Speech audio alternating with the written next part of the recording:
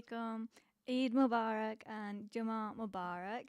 Welcome back to the Sports Wrap with me, Malaika. I'll be telling you about all the sports action that's taken place already this week and then the sports that will be taking place over the weekend just to keep you guys updated. And this is my fifth show. It is the Eid special. And let's just get into it. I feel like this show is going to be a lot of football heavy, which if you're not interested in that, I apologize. But yeah, a lot of football took place. So today, on Eid Day, the England squad got announced for the upcoming internationals.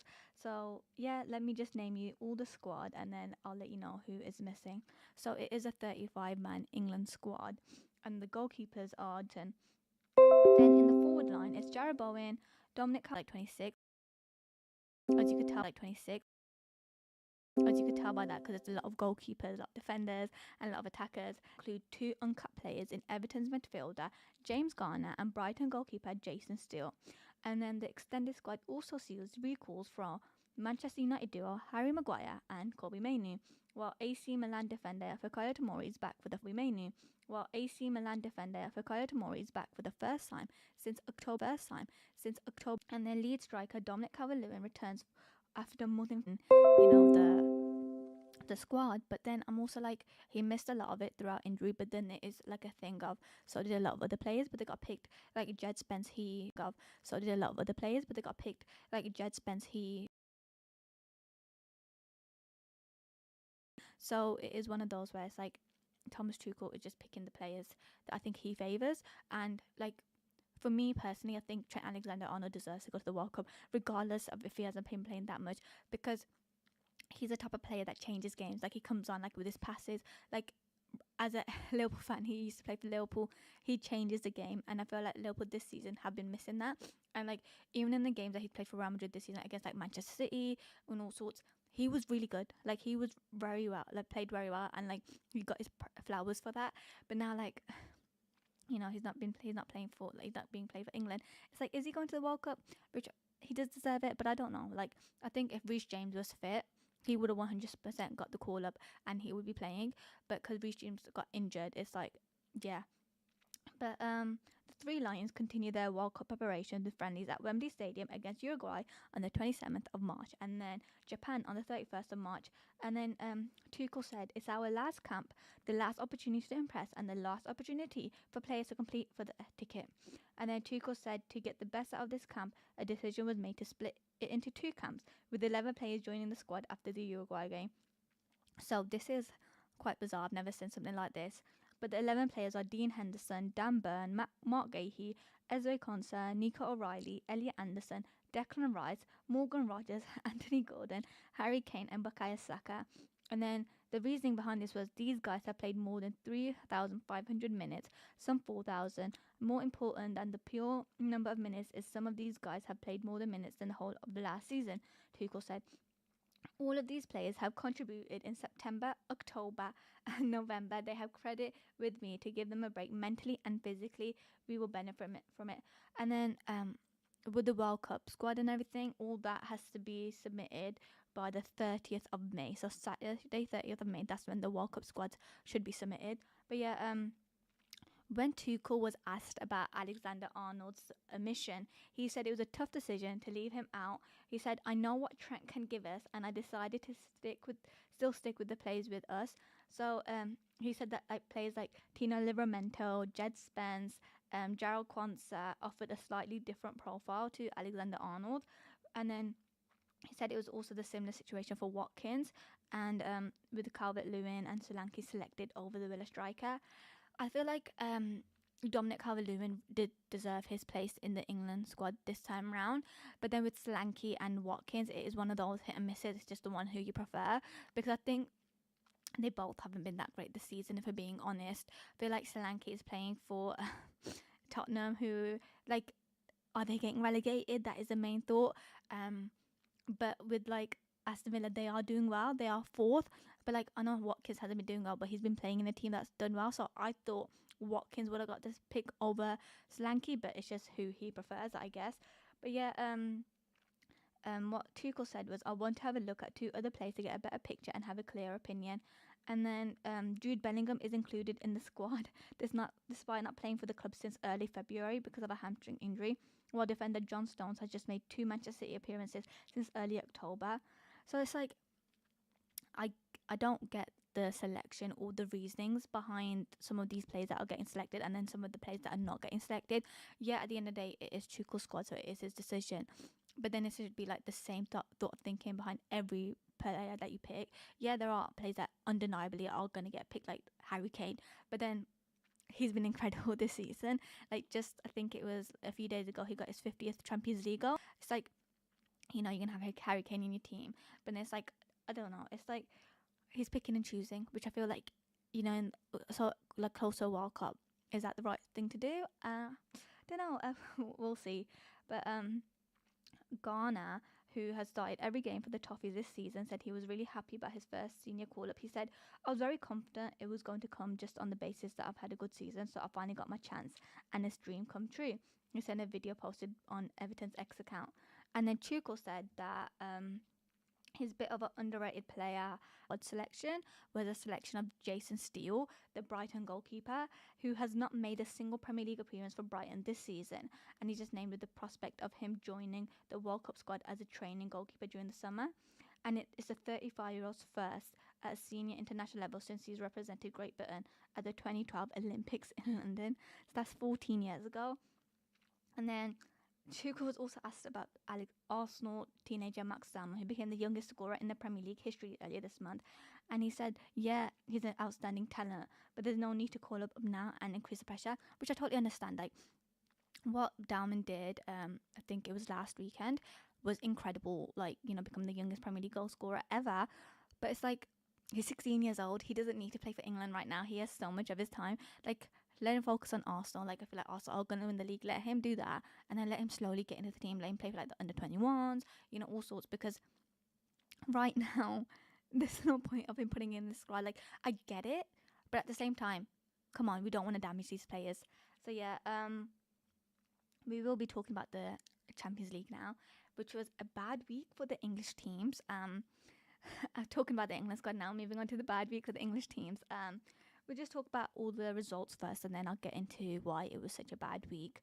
So, Sporting produced a stunning comeback to end Bob de Glin's historic Champions League run, overturning a 3-goal first leg deficit to win in extra time and reach the quarterfinals. So after losing 3-0 in Norway last week, Sporting dominated at home and took the lead through Gonzalo Inca's header before Pedro Gonzalez brought them with one goal on aggregate. Then Luis Suarez then levelled the tie from a penalty spot after a VAR review. And then despite late pressure in normal time, the game went to extra time, where Maxi Araujo fired Sporting ahead on aggregate early on. Then Rafael now added a late goal to seal a remarkable turnaround, bringing Bodo Glimt's fairy tale campaign to an end. So Bodo Glimt, first leg were winning 3-0. Then Sporting come back, at home, and they win 5-0. And this was an incredible game. I thought, Bodo Glimt were going to win, obviously 3 goals, having that 3-goal lead. But then Sporting, scoring 5 goals. Honestly, incredible. One of the best games of the week. And then Arsenal, as expected, booked their place in the Champions League quarterfinals with a composed 2-0 win over Bayer Leverkusen, thanks to goals from Eberechi Eze and Declan Rice. So they were level on aggregate after the first leg, and then Arsenal took control early on, creating chances from set pieces before Eze broke the deadlock with a powerful strike from the edge of the box. The hosts continued to dominate after the break, and Rice sealed the victory with a composed finish following a defensive clearance. So with the tie sealed now, secured in the last day. Yet again, I feel like this is going to be a comfortable game for Arsenal to beat Sporting. But then again, I am all down for upset. So it's going to be Sporting versus Arsenal quarterfinals of the Champions League.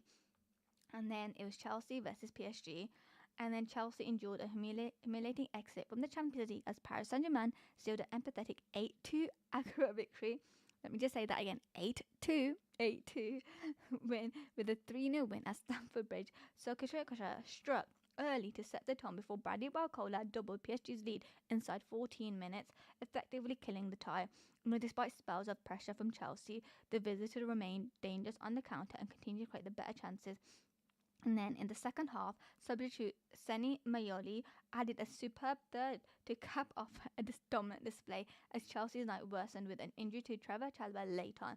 And then PSG comfortably progressed and they are facing Liverpool as Liverpool beat Galatasaray, but we'll get into that one later. Then it was Manchester City versus Real Madrid, and Real Madrid knocked out Manchester. Real Madrid was going to win. It was going to take a lot, and I mean a lot, for Manchester City to get the job done.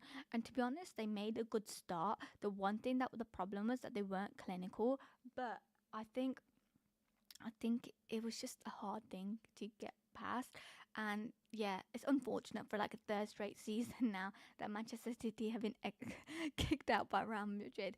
But it's Champions League for you, I guess. And then Rafinha and Robert Lewandowski each netted twice as Barcelona cruised past Newcastle United at the Nou Camp. And I'm telling you guys, this was such an incredible game. Like every second there was a goal happening. I was like, what is happening? What am I watching? Like I look away for 1 second and then Barcelona scored. Then I look away and then Newcastle scored. And it's like that. Lewandowski double sealed a dominant 7-2 victory. And then Newcastle were left to rue defensive lapses, particularly early in the match when Rafinha capitalised on mistakes to open the scoring. And then Barcelona's attacking brilliance ensured they progressed to the quarterfinals where they will face Atletico Madrid. So yeah, Barcelona won 7-2 on the day and they won 8-3 on aggregate.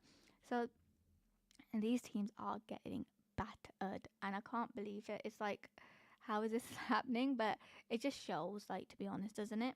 But yeah, and then it was Bayern versus Atalanta. Harry Kane scored twice as Bayern Munich thrashed Atalanta to reach the Champions League quarterfinals. Kane opened the scoring from a penalty and then added a stunning second half strike to reach 50 goals in the competition. And I did mention that he did do that. So, well done to him.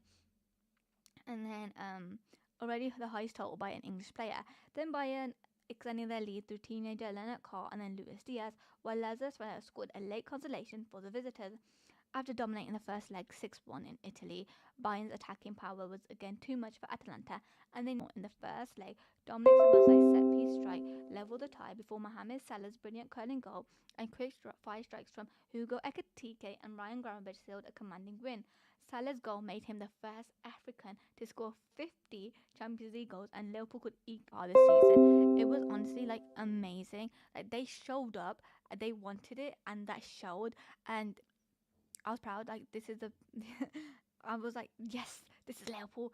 But then obviously Arne Slot at the end of the game in the press conference was like, guys, you're not gonna see like any more of this because it's one of those performances that's hard to replicate. But it was so nice to see. But then like now they're facing PSG. Sorry, it's the thing of is what's gonna happen. Is it gonna be the same thing? Because honestly, I don't see Liverpool beating Paris Saint-Germain, the reigning champions. It will be a difficult task, and especially with how Liverpool are so inconsistent this season. I don't know.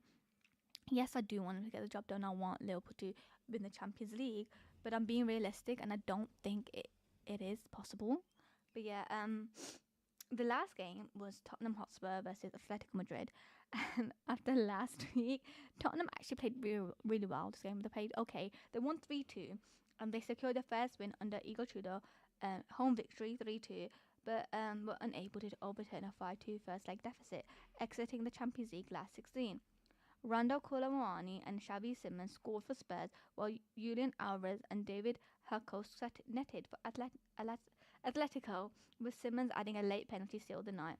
So yeah, unfortunate that Tottenham lost overall, but it is just one of them. Oh, sorry. But yeah, all 6 of its clubs competing in the Champions League reached knockout stages, like the English teams for the first time. But then 4 English teams got out in for 24 hours. So both across 2 legs of the last 16 action. Those suggestions of dominance have been dashed with just 2 teams, Arsenal and Liverpool, progressing through to the quarterfinals. Manchester City, Chelsea, Newcastle, and Tottenham all eliminated. The first time 4 sides from a single nation have gone out on the same stage, having each suffered heavy defeats across their respective ties.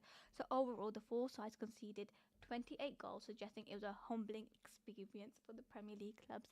But then I'm also like, you got to put in fact that these were hard games. Like they weren't games that you'd expect the teams to win. Like you expected Arsenal to beat Leverkusen, you expected Liverpool to beat Galatasaray, even though Liverpool lost the first leg. You just expected that to happen. Well, with Manchester City and Real Madrid, is always going to be a tough one. While also with Chelsea and PSG, yep, Chelsea beat them in the Club World Cup final, but this is a different story, and that showed. And then obviously with Atlanta and Tottenham, we all know what happened in the first leg, and that was going to be tough anyways. And then Newcastle, Barcelona. Yeah, Newcastle played incredibly well the first leg, but they should have been more clinical. But then at the end of the day, we all expected Barcelona to win. Like we all expected Atletico to win. Like we all expected PSG to win, and Real Madrid. Like that was a close game, but then Real Madrid showed their class. And for the third straight season now, Manchester City went picked out against Real Madrid. So like yeah, you could say humbling experience, but at the same time there are levels, and like these teams are very good teams, so they're not on aggregate. The Italians edged out Serie A's rivals Roma in extra time, winning 4 and 5-4 on Aguirre.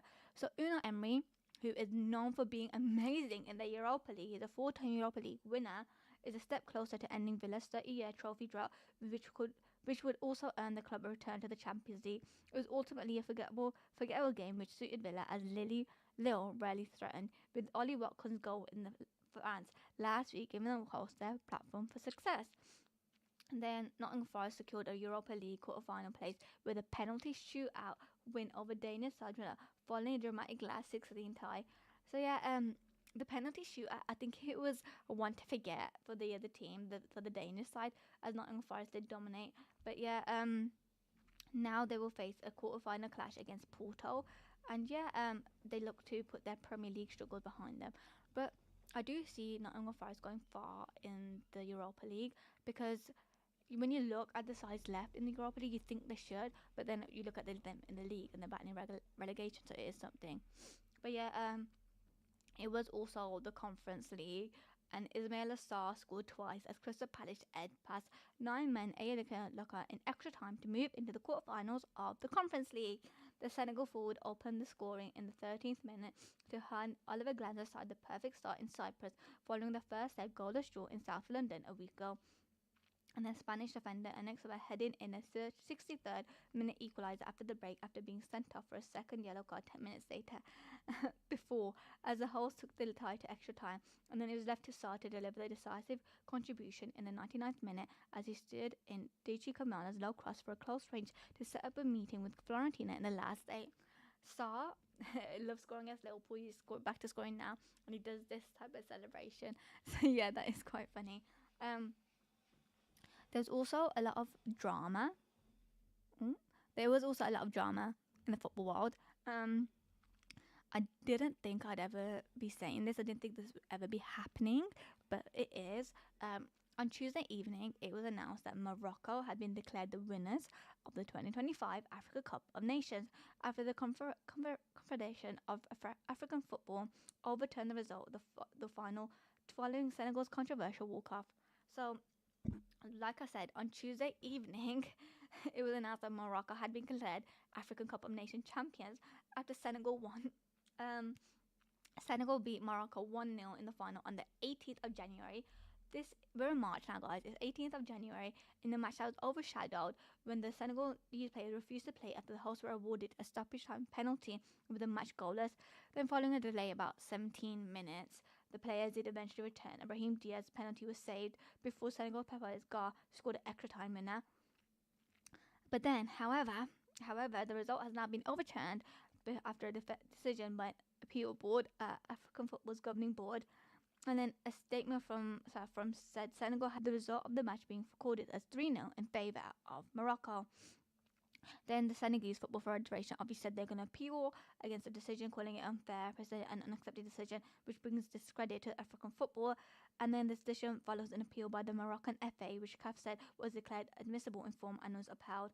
And then CAF added that through the conduct of its team, Senegal infringing on Article 82 of Regulations of the African Cup of Nations, and as a result, Article 84 become applicable.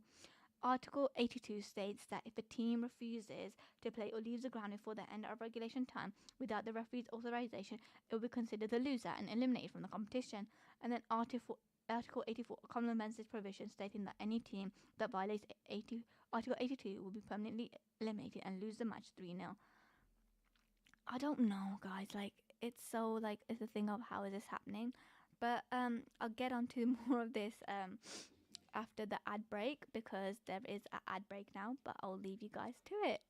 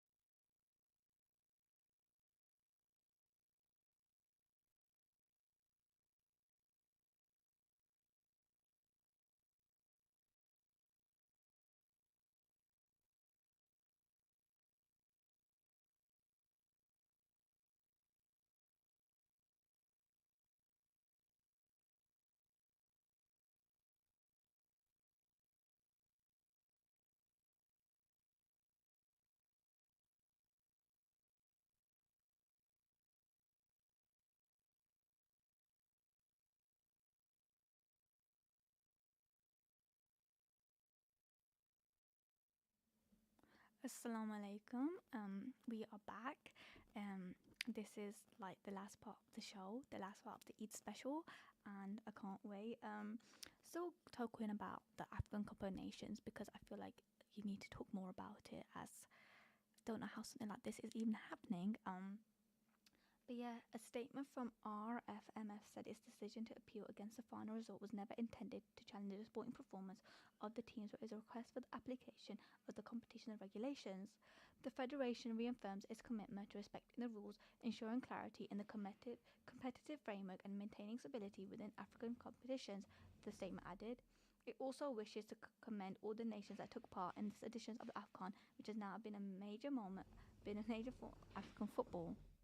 And yeah, well, obviously when this happened, there was a lot of Senegal players that you know were posting about it. So they were posting their trophy. They're saying, "I'm not giving it back," and like I don't know. I feel like it's fair. Like they were posting these videos, obviously, and photos, being like they are the winners because this type of thing has never happened before, and I don't think it should happen. They've won. They've had their celebration. They've had their parade, and now you're gonna take it off them, and Morocco are gonna be declared champions, like winners. It doesn't make any sense, and I feel like why would Morocco want to take this? They have such a good team that they feel like they can win the African Cup of Nations again once they can win it, like the next one that's coming, the next few, because they have such a strong team that I don't understand why this has even happened.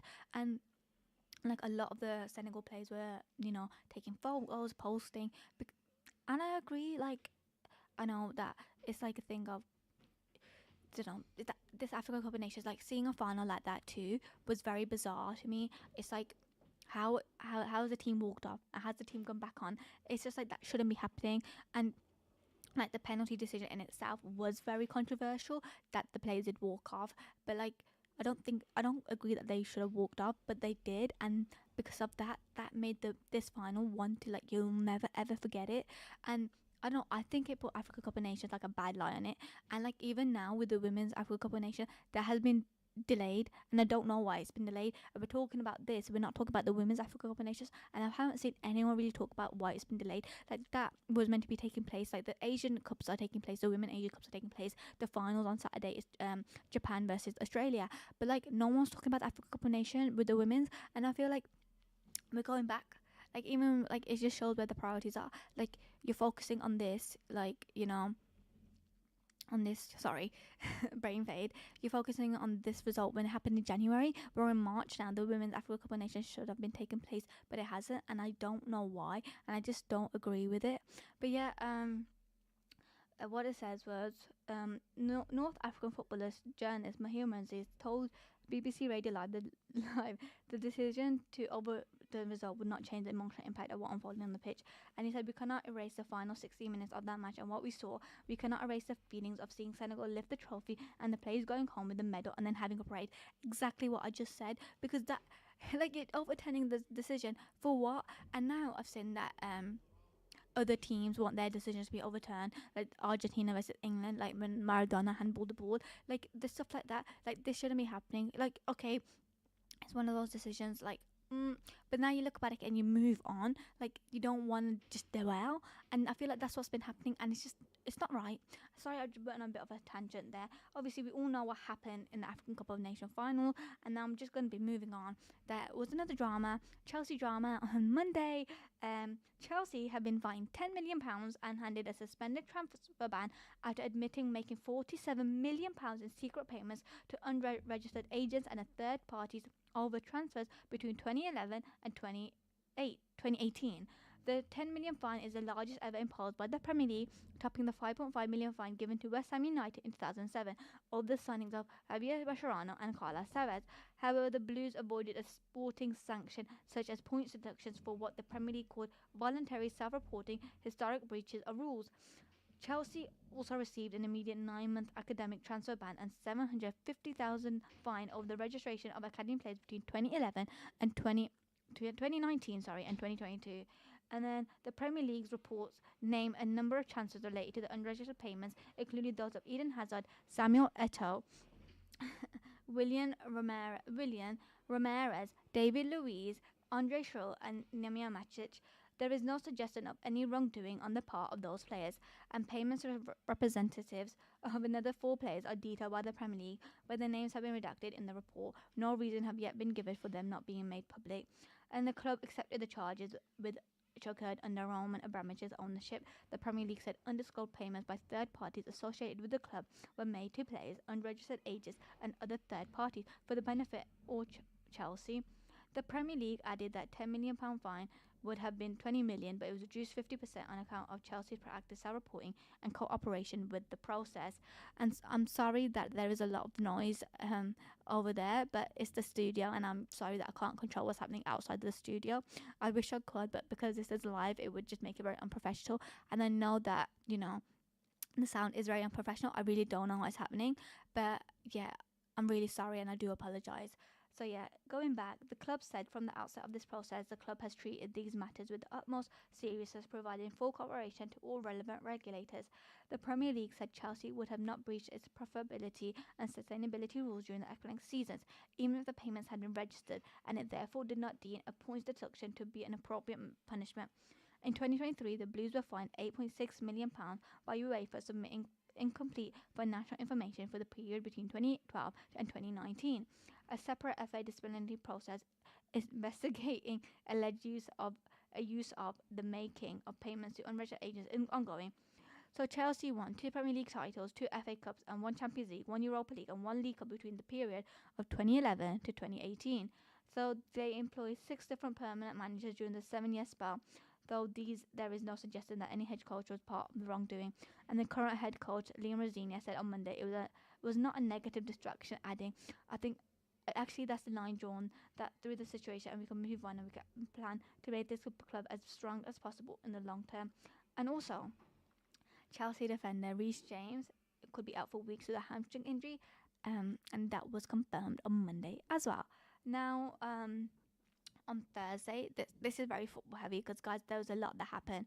But on Thursday, it was announced, FIFA announced that every team in FIFA women's football tournaments must include at least one female head coach or assistant coach following the introduction of new regulations. The requirement will come into effect during the under-17s and under-20s Women's World Cup and Women's Champions Cup competitions this year. The decision was made at the FIFA Council on Thursday and discussed the new long-term strategy of female representation in coaching.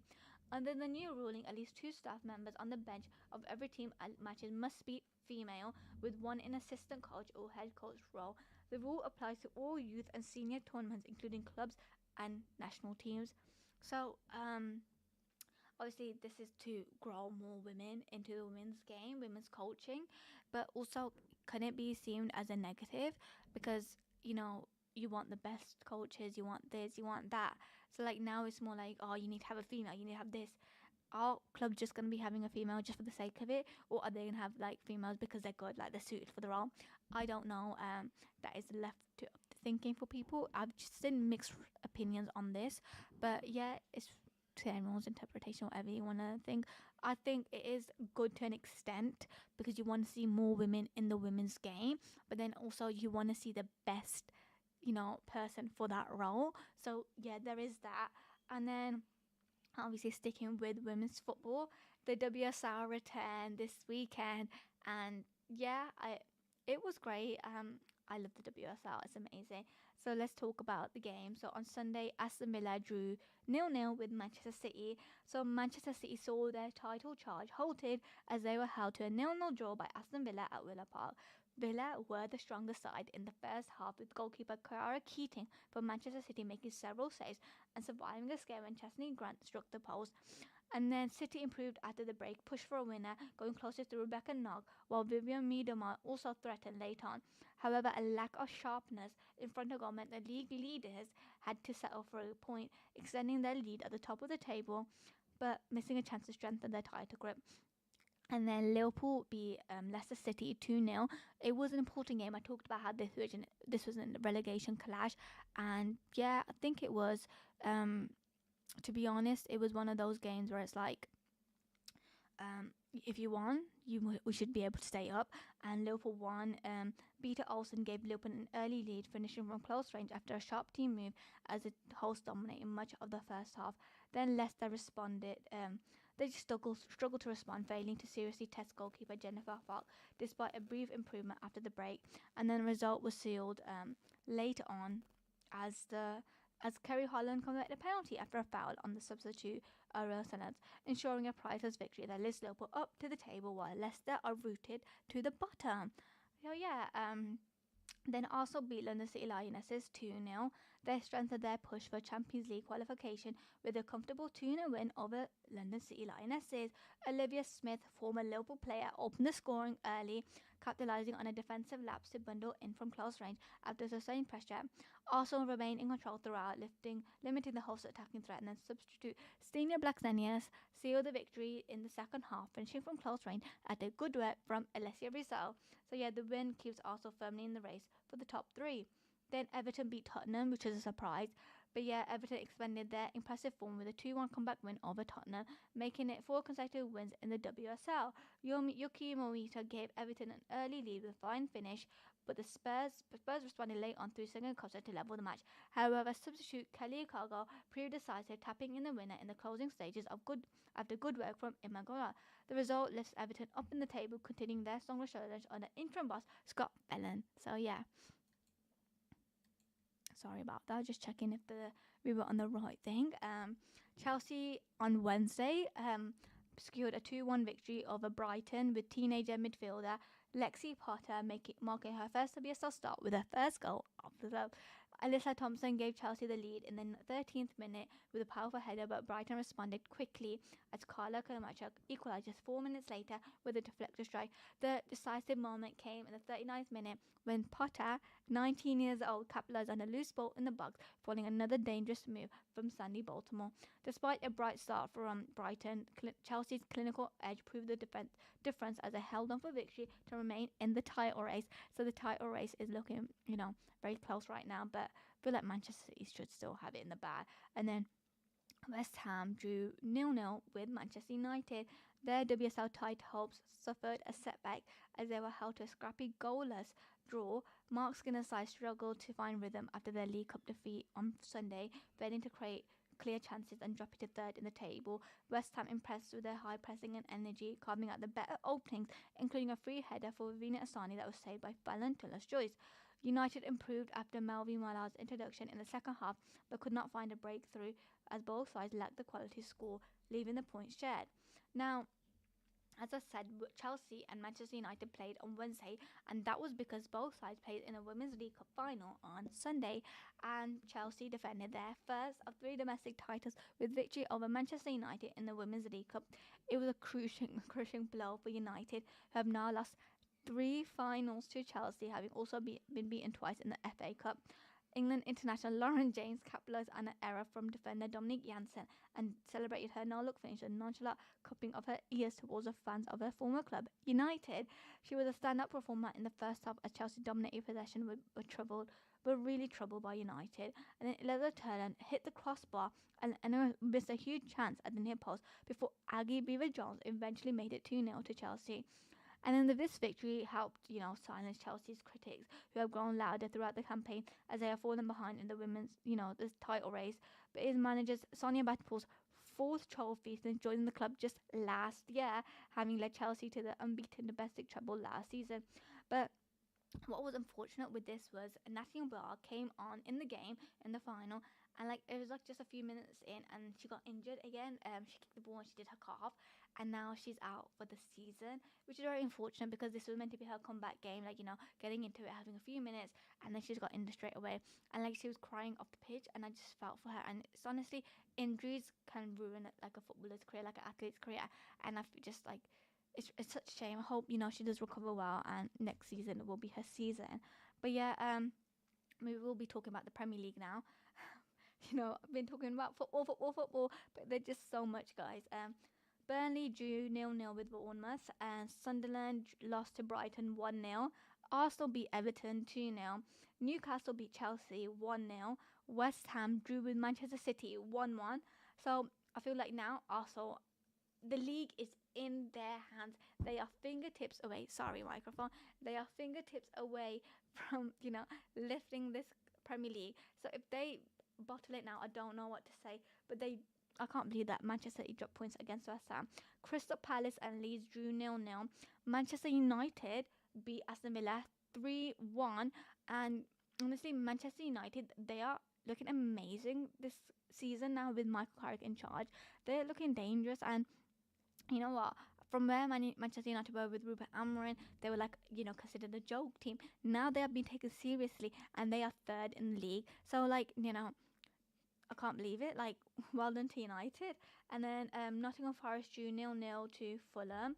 And Liverpool drew 1-1 with Tottenham Hotspur. And I'm sorry, but this was such a poor game from Liverpool. And I don't know what to say. Honestly, there is a lot to say, but there's not a lot to say on air. So what happened was Liverpool took the lead. Dominic Szoboszlai, free kick, amazing, scored. Vicario goal should have been better, but he didn't. And then Liverpool winning 1-0. But we've all seen Liverpool this season. 1-0 isn't good enough for them. And as expected, Tottenham scored late. And yeah, Richarlison scored. Richarlison loves scoring against like Liverpool. He doesn't do anything for like most of the season, and then it comes against Liverpool, and then he scores. But yeah, it was expected. Like it was like one of those stuff like I knew was happening. Like I knew that was gonna happen, and like that is like the thing. It's like why am I expecting that? And it just like obviously that happened, and then going into the Galatasaray game, I was thinking what's happening here? But then like they played so amazingly well against Galatasaray, so I'm just like, what is happening?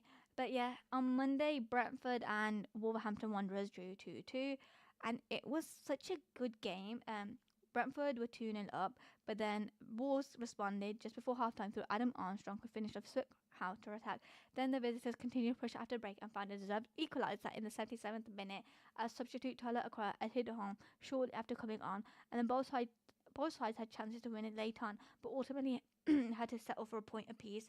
So yeah, looking at the table right now, Arsenal are top, clear by 9 points, with Manchester City second, Manchester United fourth, and third, Aston Villa fourth. So, like I said, Arsenal should be winning this league comfortably, like easily.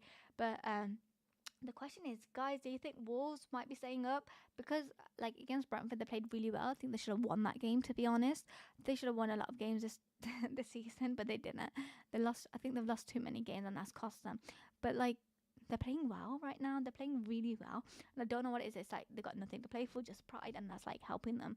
But, yeah, I'm really hoping Wolves, like, stay in this league. But I don't know if it will happen or not. Now, guys, I think you might be happy to hear this. We are moving away from football, going to the Formula One. Teenager Kimi Antonelli took his first Formula One victory as he led teammate George Russell home in Mercedes 1-2 finish at the Chinese Grand Prix. The 19-year-old Italian became the second youngest Grand Prix winner in history, a day after becoming the youngest pole sitter with a controlled drive after briefly losing the lead at the start to Lewis Hamilton's Ferrari. Only Max Verstappen, who won for the first time at age 18 at the 2016 Spanish Grand Prix, has taken the checkered flag in F1 at a younger age than Antonelli. And then Antonelli fought back tears and struggled for words during his post-race interview as the enormity of the moment sunk in.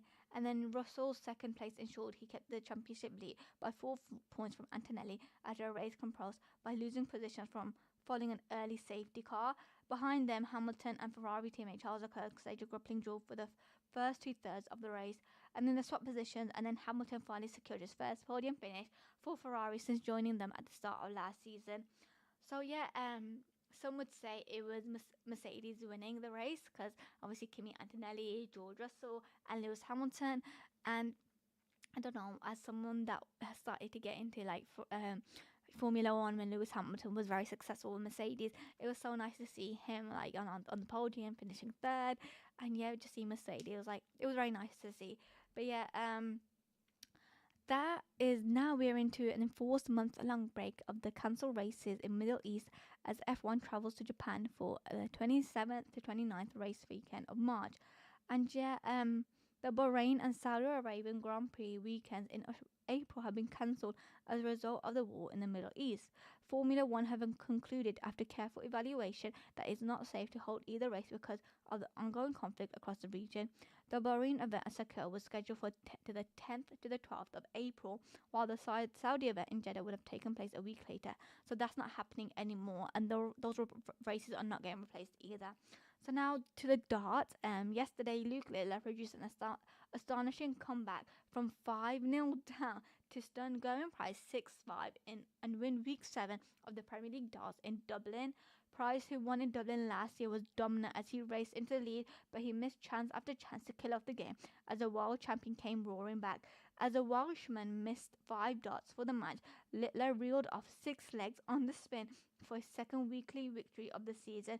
The 19-year-old now has cut the gap to league leader Johnny Clayton to just 3 points after a thrilling night of Premier League action with some eye-catching performances. Luke Littler had early on beaten Michael Van Gerwen in another 6-5 thriller that continued 2 maximum 170 finishes, while Price had been clinical with whitewashing finishes. Josh Rock 6-0 and then thumping defending Premier League champion Luke Humphries 6-1. But Price's game just deserted him in the end with just one double would have seen him finish off otherwise dominant display. So yeah, which it was unfortunate, but you know. And then now to the snooker. We are covering all the sports right now. Ronnie O'Sullivan has created more snooker history by making the sport's highest ever professional break with a 153 at the World Open in Yushin. 7-time world champion O'Sullivan set the new record in the opening frame of his quarter-final with Welshman Ryan Day to pave the way for the dominant 5-0 victory. The 50-year-old left Day in a snooker at the start of the frame, and the Welshman's failure to escape gifted O'Sullivan of a free ball. He potted the green as an extra red before adding his opening black and then reading of 15 reds, 13 further blacks and 2 pinks before clearing the final 6 colored to reach 153. It breaks the previous record for the highest professional break at 148 set by Scotland's Jamie Brenner at the UK Championship qualifiers in 2004. So 22 years. And yeah, tennis now on Sunday. The Indian Wales Opens took place and Yannick Sinner beat Daniel Manuela 7-6, 8-6 after a tiebreak, and then 7-6, 7-4 after a tiebreak in baking conditions to seal victory in just under 2 hours. He won the sets on tiebreak to claim the title and become the youngest man to complete the set of major hardcourt trophies, and he said it meant a lot to him. And yeah, then it was, before that it was a women's, and Arena Sabalenka had the week of her life. She got a puppy, she got engaged, and she saved a championship point and won a longer-awaited to secure the title in a dramatic final set tie, by putting the disappointment of her defeat to Rebecca Neve in January's Australia Open final behind her. Now we do just have a minute left, and I just wanted to dwell that on Sunday it is the Carabao Cup final. Arsenal, first in the league, will play Manchester City, who are second in the league, at 4:30. And I feel like this is a make or break. I feel like if Arsenal win this game, they're going to win the Premier League and they might win the Champions League as well. But if Manchester City win this game, then they might have the confidence to get the job done and win the Premier League. But it all depends. This game is going to be one to watch. And I feel like either it's going to be like a 1-0 to Arsenal, or it might go to extra time and Man City will win it. That is my predictions. But yeah, we have 24 seconds left, and there's a lot of football. There's football today, there's football tomorrow, there's football the day after. Yeah, but I wanted to say, obviously I've been doing these shows now.